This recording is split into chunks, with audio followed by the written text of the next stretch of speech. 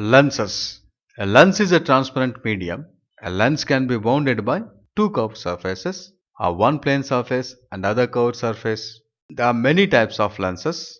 There are biconvex, biconcave, plano-convex, plano-concave, concavo-convex, and convexo-concave. This is biconvex. Simply it is called convex lens, in which both surfaces are convex. This is biconcave, in which both surfaces are concave. This is plano-convex, one is plane, another is convex. This is plano-concave, one is plane, another is concave. This is concavo-convex, that is, one is concave, another is convex. This is convexo-concave.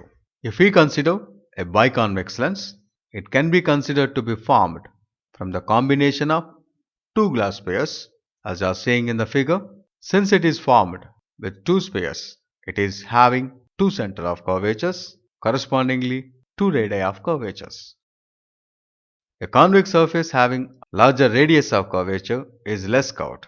If the curvature is 0, if the surface is plane, the radius of curvature is infinity.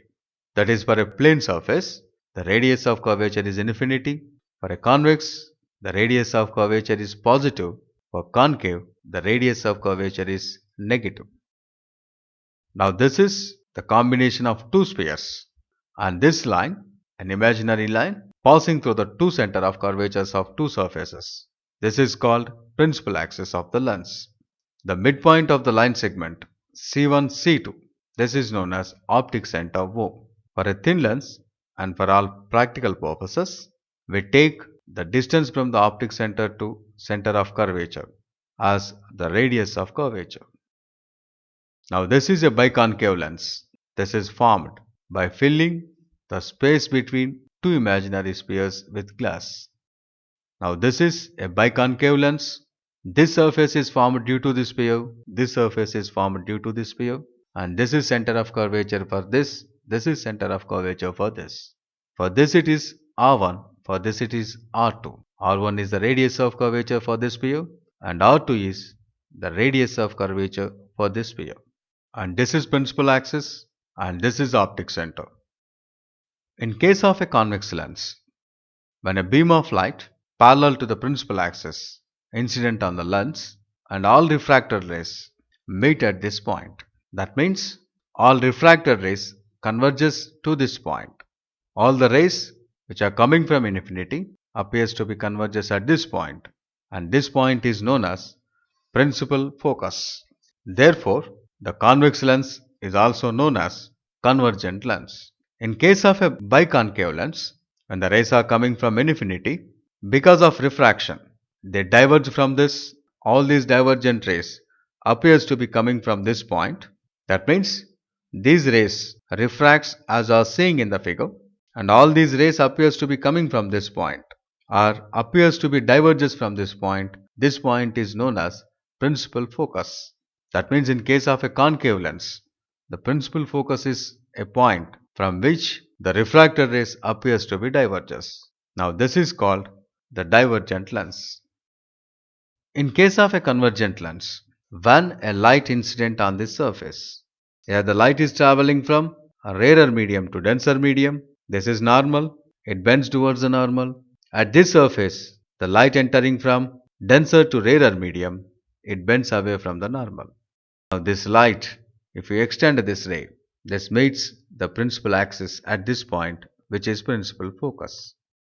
Similarly, all the rays which are coming from infinity, they will meet at this point as you are seeing in the figure. In the case of a concave lens, when the light ray incident at this position, this is normal. At this position it is rarer to denser, it bends towards the normal. At this position it is denser to rarer, it bends away from the normal. Finally, the ray will diverge like this. All the rays will diverge as are seeing in the figure, and all these rays appears to be coming from this point. This is on principal axis, and this is the principal focus. One important thing in the case of lenses, since a lens has two refracting surfaces, two centers, two radii of curvature, it has two principal foci and two focal lengths. each on either side of the lens. Now we discuss about the refraction by spherical lenses. That is, rules for construction of images in case of spherical lenses. A light ray from an object parallel to the principal axis, after refraction at two surfaces of a convex lens, converges at second principal focus on the principal axis. And in case of a concave lens, the ray which incidents parallel to the principal axis appears to be diverges from the second principal focus. For convex lens, this is first principal focus, this is second principal focus. For a concave lens, this is first principal focus and this is second principal focus. The second rule is a light ray passing through first principal focus, in case of convex lens, emerges parallel to the principal axis after refraction at two surfaces. And in case of a concave lens, the incident ray which appears to meet at first principal focus emerges parallel to the principal axis as I was seeing in the figure. A light ray passing through the optical center of a lens emerges without any deviation in case of convex lens as well as in case of concave lens. While doing the problems, we followed a sign convention in case of spherical mirrors. The same kind of sign convention can be used for lenses. Now this is the lens system, this is optic center, this is principal focus, this is principal axis. All the distances parallel to the principal axis are measured from the optic center of the lens.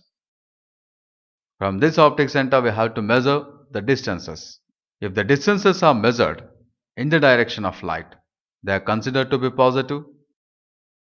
If the distances are measured opposite to the direction of light, they are considered to be negative. Now in this diagram, the object distance, the distance of object is measured opposite to the direction of light. Therefore, this is taken as negative. The distance of image is measured in the direction of incident light. Hence, it is taken as positive. The height of the object or image measured upward, that is above principal axis, and perpendicular to principal axis are considered as positive, and the height of object or image measured downward, that is below the principal axis and perpendicular to it, is considered as negative. Now in this case, the height of image is negative since it is measured downward. The lens formula gives the relation between object distance u, image distance v and focal length of a lens f, and it is given by the expression 1 by f equal to 1 by v minus 1 by u, and this is known as a lens formula, and it is applicable for both convex as well as concave lenses. Now we discuss about the formation of images by convex lens. The first case we are taking, when object is at infinite distance, the rays coming from object are parallel to the principal axis. They converges to second principal focus as I was saying in the figure. That means image is formed at f2, that is second principal focus, and the image formed is real, inverted and slightly diminished. The same thing we can also prove mathematically using lens formula 1 by f equal to 1 by v minus 1 by u. In this case, u is at infinity. Therefore, v, that is image distance, is equal to f. Since f is positive, here we are getting v is plus f. Therefore, the image is formed at second principal focus. Now we take another case when object is beyond the center of curvature. Now this is the position of the object.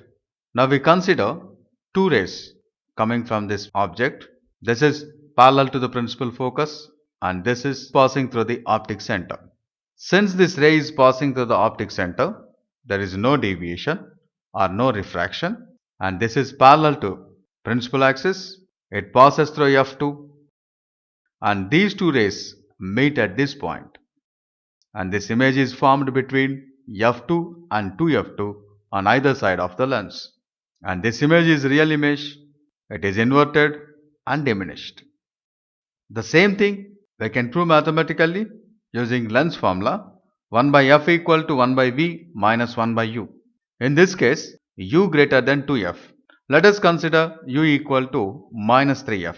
Therefore, 1 by v equal to, substituting u equal to minus 3f in this formula, we get 1 by v equal to 1 by f minus 1 by 3f, or 1 by f is 2 by 3f, or v equal to 3 by 2f.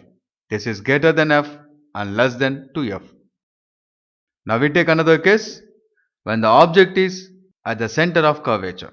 This is the position of object.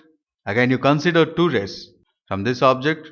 One is parallel to principal axis and another is passing through optic center.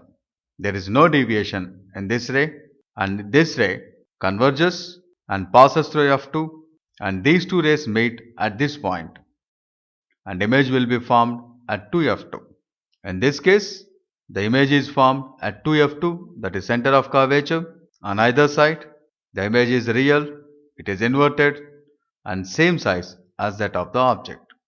Again in this formula, 1 by f equal to 1 by v minus 1 by u. In this if you substitute u equal to minus 2f, we get v equal to 2f. Now we take another case when the object is between principal focus and center of curvature. Now this is the position of object. Again you take two rays from this object. One is parallel to principal axis, another passing through the optic center. There is no deviation in this ray, and this converges, passes through f2, and these two rays meet at this point. Here we are getting image. In this case, image is beyond 2f2, that is beyond center of curvature on either side. Image is real, it is inverted and magnified, and using the same 1 by f equal to 1 by v minus 1 by u, you get the same result. And one more important thing, already we know that magnification m equal to image distance by object distance. Since v is greater than u, m is greater than 1, therefore image is magnified. Next we take another case when the object is at principal focus. Again you take two rays, one is parallel to this, another passing through the optic center. There is no deviation in this ray since it is passing through the optic center, and it converges, passes through f2. These two rays emerges parallel to each other. Therefore in this case the image is formed at infinity, and image is real, inverted, highly magnified. Next we take another case when the object is placed between optic center and principal focus. Say here, this is the position of object. You consider two rays from this. This is parallel to principal axis and it passes through f2 as I was saying in the figure, and this is through optic center. There is no deviation in this ray. And if you extend these two rays will meet at this point towards object side, and these two rays appears to be coming from this position. Therefore, image is formed at this position. In this case, image is virtual, erect, magnified, formed on the same side of the lens, on the side where object lies. And this principle is used for simple microscope. Similarly, we consider the formation of image by concave lens. First we consider an object is infinity, the rays from object incident on the lens parallel to the principal axis. Since these rays are parallel to it, already we know they diverge and they appears to be coming from point f2. This is second principal focus. And therefore, the image is formed at this position, and image is virtual, diminished, erect and formed on the same side of the lens as of the object. In this case, the image is highly diminished. If the object is beyond center of curvature, that is not at infinity, for any other places. In this case, again you consider two rays. This is the ray which is parallel to principal axis, This diverges from F2 and this is the ray passing through the optic center. There is no deviation in this ray. And these two rays meet at this point. Here we are getting image. In this case, the image is virtual, diminished, erect and formed on the same side of the lens as the object. Due to this nature of concave lens, it is used in Galileo telescope and for erecting short sightedness. Now we discuss about uses of lenses. A convex lens having short focal length can be used to focus light coming from the sun at a point and can be used for burning. And convex lens is used in simple microscope, that is, it is used as a simple magnifying lens. And convex lens is used in photographic cameras. And convex lenses are used in microscopes and telescopes. The combination of convex and concave lenses are used in cinema projectors and LCD projectors. Convex lenses can be used in searchlights used by miners. They produce a parallel beam of light when a bulb is placed at the principal focus. Convex and concave lenses are used for correcting sightedness. These are some uses of lenses.